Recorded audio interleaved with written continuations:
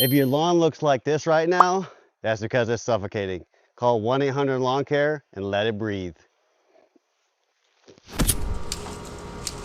This is the part that nobody wants to do, that is the most important part of this job. A lot of times I'll have customers ask me, if you do the dethatching and coloration, can I do the cleanup? And I'm like, no.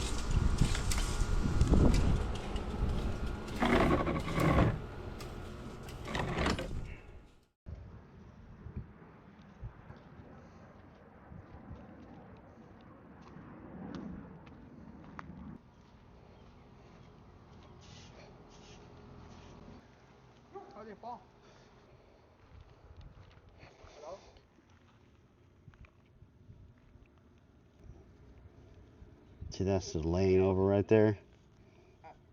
It's no bueno. That all gets suffocated. They're blocking sunlight.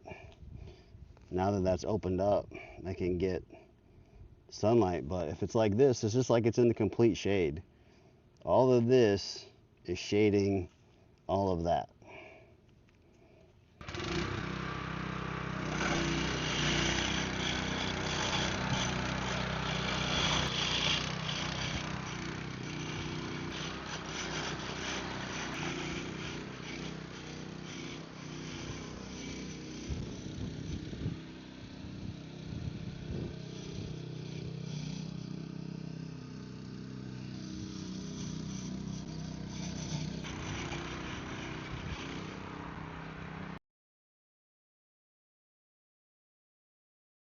That's all winter debris.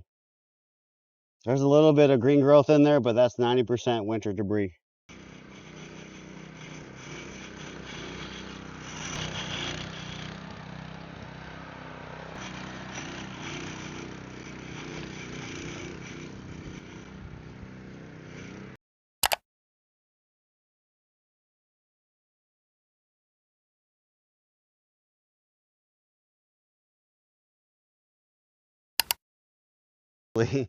This is our second pass, so we started at about 4 to 5 inches, and we've probably cut it down to about 3 now, and we're gonna power rake in a minute and then drop the deck again. So just removing all this debris is very time consuming, but it's what's needed to correct this lawn. If you want to avoid this, don't mow your yard at 4 inches.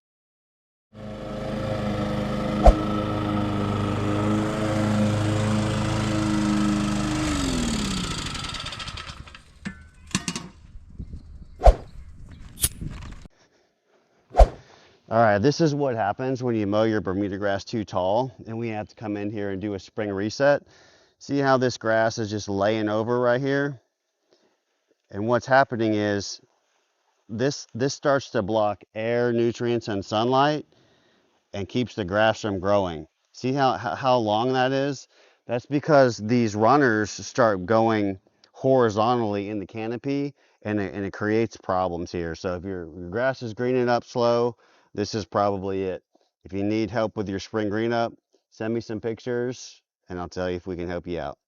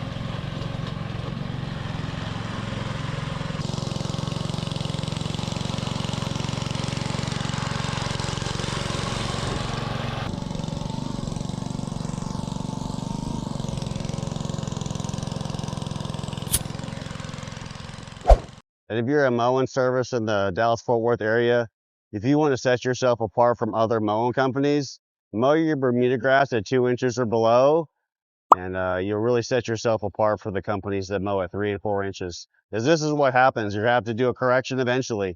It's very expensive.